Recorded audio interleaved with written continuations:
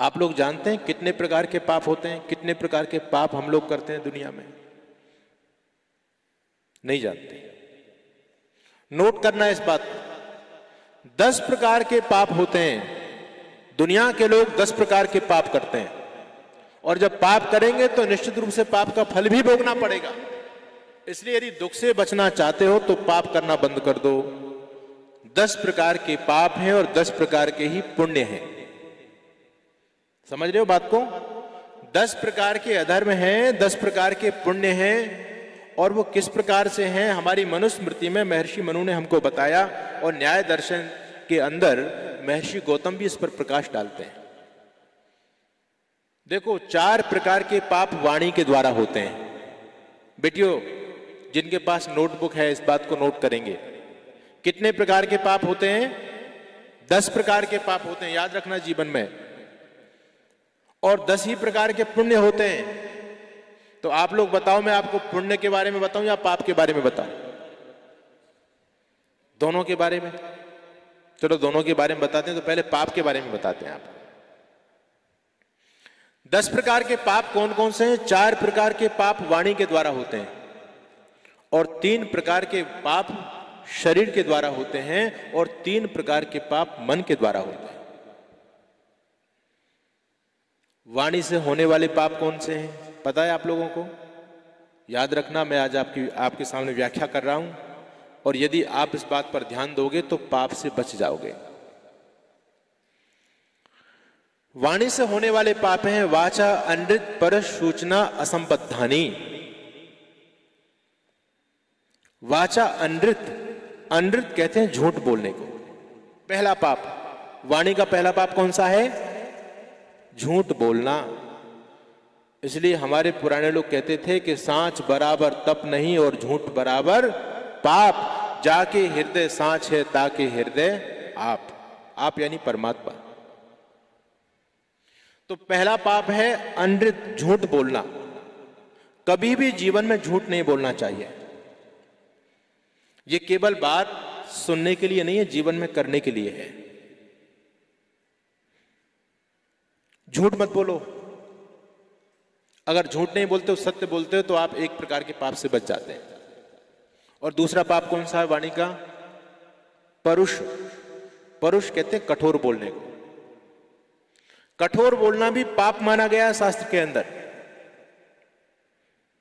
लेकिन बहुत सारे तो ऐसे लोग हैं जो कहते हैं जी हम तो सीधी सीधी कहते हैं, किसी को बुरा लग जाए लग जाए। ये ठीक नहीं है। शास्त्र ये नहीं कहता कि आप ऐसी वाणी बोलें किसी को बुरा लगे।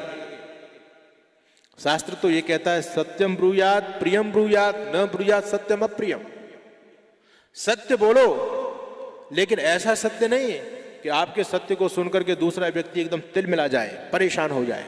ऐसा सत्य किसी काम का नहीं होता। सत्य तो बोलो, लेकिन सत्य कैसा होना चाहिए? प्रिय होना चाहिए, अच्छा होना चाहिए, मधुर होना चाहिए।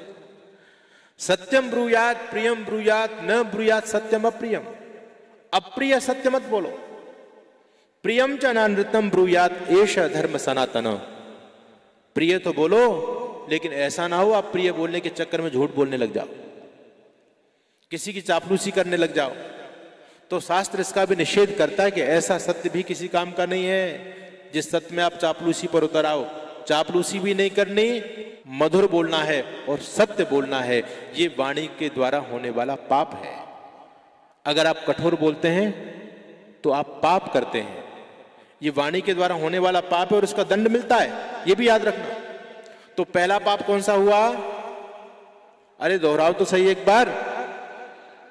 पहला पाप है झूठ बोलना, और दूसरा पाप कठोर बोलना, और तीसरा वाचा अनृत पर सूचना। सूचना कहते हैं चुगली करने को।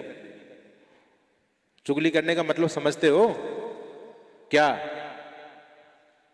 है ना, किसी ने बात बताई और हमने अपनी तरफ से नमक मिर्च लगा करके बढ़िया तरह और दूसरे को बता दी। ये होती है चुगली। और चुगली करने में बड़ा आनंद आता है लोगों को, बड़ा मजा आता है ना। चुगली जब करने बैठते हैं ना तो पता नहीं चलता कितना समय बर्बाद हो जाता है, उसमें रस मिलता है। असूया में बड़ा रस है, नीतिकार कहते हैं। तो चुगली करना भी पाप है, कभी भी आपके द्वारा ये प्रयास नहीं होना चाहिए किसी ने किसी के बारे में बताया, आपने उसको जाकर के और अपनी तरफ से बढ़ा चढ़ा करके बता दी, भाई तेरे बारे में तो वो ये बोल रहा था, और उसको बताई, फिर क्या होगा? फिर क्या होगा? महाभारत होगी और क्या होगा? तो आपस में एक दूसरे की बात को इधर उधर लगाना, ये क्या है? असूया है। ये क्या है? चुगली करना है। तो ये भी वाणी के द्वारा होने वाला पाप है। और चौथा जो पाप है बच्चों, उसको भी याद रखना, वो सा है असंबद्धानी। असंबद्धानी का मतलब होता है किसी पर लांछन लगाना, निराधार लांछन लगाते हैं लोग, कोई सच्चाई नहीं, कुछ भी नहीं। अरे सच्चाई हो तो आप बात कहिए, कोई दिक्कत नहीं है। लेकिन बहुत सारे ऐसे धूर्त लोग होते हैं, कुटिल लोग होते हैं समाज के अंदर, जो निराधार लांछन लगा करके किसी व्यक्ति को बदनाम करते हैं। जैसे वर्तमान में हरियाणा के अंदर एक है, जेल में दंड पेल रहा है, क्या नाम है उसका? रामपाल। वो व्यक्ति ऋषि दयानंद पर निराधार लांछन लगाता था, निराधार, और इतने गंदे गंदे, उसकी बुद्धि ऐसी सड़ गई उसकी बुद्धि कि ऐसे गंदे गंदे लांछन लगाता था केवल ऋषि दयानंद को बदनाम करने के लिए। लेकिन ऋषि दयानंद तो बदनाम नहीं हुए, आखिर वो श्रीमान जी जेल में पहुंच गए, उनकी बदनामी हो रही है दुनिया में। तो असंबद्धानी यानी कभी भी भूल कर के भी किसी पर गलत लांछन मत लगाओ। अगर आप लगाते हैं तो वाणी के द्वारा आप पाप कर रहे होते हैं। तो ये 4 प्रकार के पाप किसके द्वारा होते हैं? वाणी के द्वारा होते हैं। और 3 प्रकार के पाप शरीर के द्वारा होते हैं। देखो अब तक क्या है, प्राय हम लोग पाप उसी को समझते हैं कि शरीर से किसी को दुख देना, किसी को पीट देना, किसी का सामान ले लेना, तो समझते इसने चोरी कर ली, पाप कर लिया। लेकिन ऐसा नहीं है। कर्म केवल शरीर के द्वारा नहीं होता, शरीर से तो होता ही है। 3 प्रकार से कर्म होता है। एक मन के द्वारा कर्म होता है, एक वाणी के द्वारा होता है, और शरीर के द्वारा होता है। 3 प्रकार से कर्म किया जाता है। समझ में आ रही है बात आप लोगों के? तो मैंने आपको बताया वाणी के द्वारा। वाणी से आप यदि गलत बोलते हैं तो पाप लगता है, इसका फल भोगना पड़ेगा। अब मैं आपके बीच में बता रहा हूं शरीर के द्वारा कितने प्रकार के पाप होते हैं? 3 प्रकार के पाप होते हैं। कौन कौन से? तो महर्षि गौतम कहते हैं, शरीरेण हिंसा स्तेय प्रतिषिद्ध मैथुनानी। शरीर के द्वारा पहला पाप है हिंसा करना। हिंसा समझते हो? किसी को अनावश्यक रूप से दुख देना, पीड़ा देना, ये क्या है? हिंसा है। हिंसा केवल ये नहीं किसी की गर्दन काट दी, ये तो हिंसा है ही, ये तो जघन्य हिंसा है। लेकिन प्राय हम अपने व्यवहार में यदि अपने व्यवहार के द्वारा किसी को पीड़ा देते हैं, किसी का दिल हमारे व्यवहार के द्वारा दुखता है, तो ये भी हिंसा है। तो शास्त्रकार कहते हैं शरीरेण हिंसा, शरीर से किसी को मारना, ये शरीर का पाप है ना? अच्छा यदि आतंकवादी को मारते हैं तो पाप लगता है क्या? लगता है? अरे बोलो तो सही, जैसा भी आप लोग समझते हो हाना में तो बोलो। अभी आप कह रहे हैं हिंसा करेंगे तो पाप लगेगा, हिंसा यानी मारेंगे किसी को तो पाप लगेगा। लेकिन ये सरहद पर रहने वाले जवान रोज आतंकवादियों को मारते हैं, पुलिस बदमाश गुंडे लोगों को मारती है, तो क्या इनको भी पाप लगता होगा? नहीं लगता, इनको पाप नहीं लगता। आजकल एक श्लोक बोला जाता है, ध्यान से सुनना बात को। क्या बोलते हैं? अहिंसा परमो धर्म। अहिंसा क्या है? परम धर्म है। अहिंसा ने देश को बहुत लंबे समय तक गुलाम बनाया, क्योंकि लोग अहिंसा को समझ नहीं पाए। और बहुत सारे लोग ऐसे हो गए जो कहते हैं ये श्लोक अधूरा है, अहिंसा परमो धर्म। हमने कहा भैया पूरा कैसा है? तो कैसे? हिंसा धर्म तथैव च। मैंने कहा ऐसा श्लोक तो कहीं है ही नहीं। अहिंसा परमो धर्म, हिंसा धर्म तथैव च, ऐसा श्लोक कहीं है ही नहीं। और लोग वैसे ही हवा में ही बात बना रहे हैं, बोले ये लिखा है वो लिखा है। हाँ, महर्षि मनु ये जरूर कहते हैं हिंसा चैव विधानता।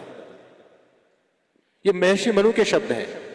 महर्षि मनु कहते हैं कि ऐसी हिंसा जिसका शास्त्र में विधान किया गया है, ऐसी हिंसा करने में कोई पाप नहीं लगता। आतताई दुष्ट व्यक्ति को मारना ये हिंसा की कोटि में नहीं आता है, ये अहिंसा की कोटि में आता है, इससे पाप नहीं लगता।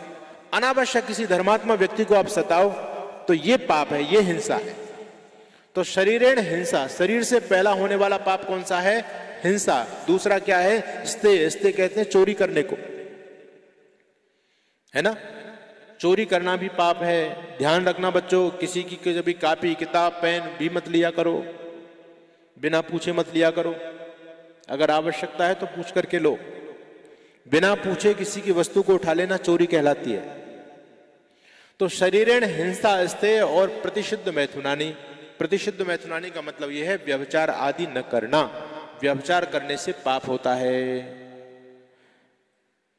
ये 3 प्रकार के पाप शरीर के द्वारा होते हैं। कौन कौन से? एक बार दोहरा लीजिए। पहला पाप कौन सा है? हिंसा करना। दूसरा पाप कौन सा है? चोरी करना। और तीसरा पाप कौन सा है? व्यभिचार करना। अब जो तीसरा माध्यम है कर्म करने का, जिस पर हम लोगों का ध्यान बहुत कम जाता है, वो है मन। आप लोगों को यह पता है कि मन के अंदर यदि हम कुछ सोचते हैं तो उसका भी पाप और पुण्य के रूप में फल भोगना पड़ता है। अगर आप मन से बुरा सोचते हैं तो आपको उसका फल भोगना पड़ेगा, और यदि मन से किसी का भला सोचते हैं, किया आपने भले ही नहीं किसी का भला, लेकिन मन से सोच लिया, तो समझ लेना आपको पुण्य मिल गया। तो जब केवल सोचने मात्र से पाप लग सकता है, तो भले आदमी हो, अच्छा सोचो ना जिससे पुण्य मिलेगा। भाई मन के अंदर तो संकल्प विकल्प चलते रहते हैं, कुछ ना कुछ हम सोचते ही रहते हैं। अगर गलत सोचेंगे तो इसका क्या मिलेगा? पाप लगेगा, और पाप का फल होता है दुख। दुख उठाना पड़ेगा। और यदि हम अच्छा सोचेंगे किसी के बारे में, सहानुभूति रखेंगे, तो क्या होगा? चाहे आपने किसी का भला किया नहीं, लेकिन आपने मन में सोचा है, तो इतने मन में सोचने मात्र से भी पुण्य मिलता है, सुख मिलता है। तो शरीर से जो कर्म होते हैं, पाप कर्म होते हैं, 3 प्रकार के होते हैं। और मन से जो होते हैं वो कितने प्रकार के? वो भी 3 प्रकार के होते हैं। कौन कौन से? तो कहते हैं मनसा, मन के द्वारा। मनसा परिद्रोहम परिद्रव्य अभिप्साम नास्तिक्यम चेति। मन के द्वारा होने वाला पहला पाप है परिद्रोहम। परिद्रोहम का मतलब है कि मन में किसी के प्रति द्रोह पैदा करना, किसी के प्रति दुर्भाव रखना। जैसे कोई सोचता है कि इसका सत्यानाश हो जाए, है ना? सोचते हैं ना मन में। आप करोगे तो नहीं भाई, सत्यानाश कर तो नहीं सकते, लेकिन मन में तो सोच ही सकते हैं। जब किसी से हम प्रताड़ित होते हैं, दुखी होते हैं, तो मन से ये तो कह देते हैं भाई भगवान इसका सत्यानाश कर दे। उसका सत्यानाश हो या ना हो, लेकिन तुमको इसके पाप का फल जरूर मिलेगा। परिद्रोहम, कभी भी मन से किसी का बुरा मत सोचो। इसलिए आप लोग, पहले पुस्तक आती थी पाठ्यक्रम, उसमें आते थे गांधी जी के 3 बंदर, है ना? तो कह रहे मन की बात तो उसमें नहीं थी, उसमें तो कानों की बात थी। कान से गलत मत सुनो, आंखों से गलत मत देखो, और वाणी से गलत मत बोलो। लेकिन यहां बात चल रही है मन की। शास्त्र कहता है मन से गलत मत सोचो। अगर आप गलत सोचोगे तो दूसरे का गलत हो या ना हो, लेकिन तुम्हारा गलत जरूर होगा। एक था कुम्हार, मिट्टी के बर्तन बनाने वाले कुम्हार कहलाते हैं।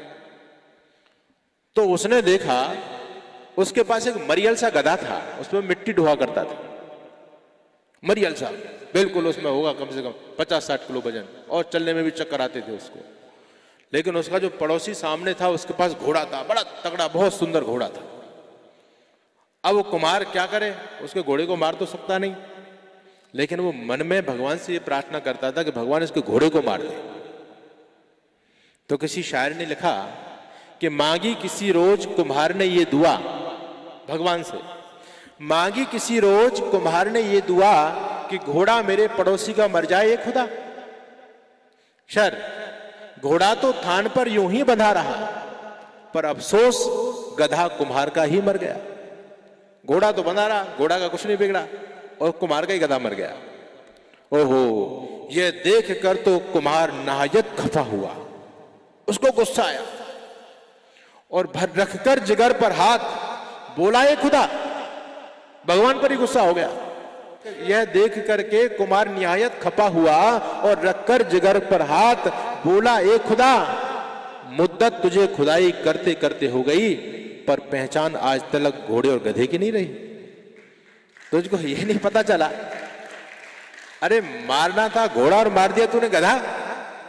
याद रखना, आप यदि किसी का गलत सोचते हैं तो दूसरे का गलत हो या ना हो, लेकिन तुम्हारा गलत जरूर होगा।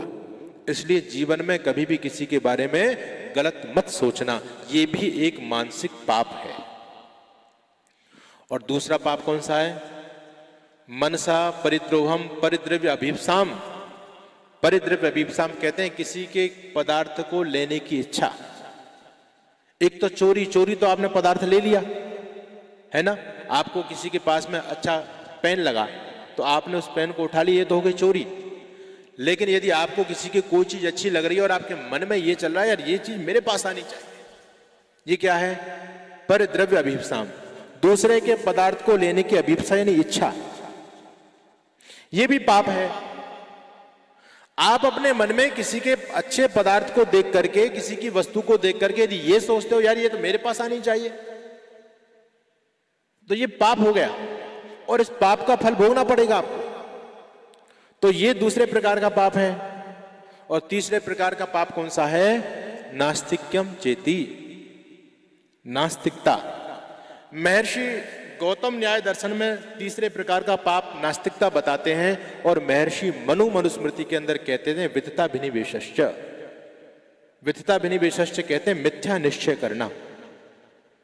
दोनों बातों को समझ लीजिए आप लोग। नास्तिकता का मतलब क्या है? नास्तिकता का मतलब होता है ईश्वर की सत्ता को न मानना, वो है नास्तिकता, है ना।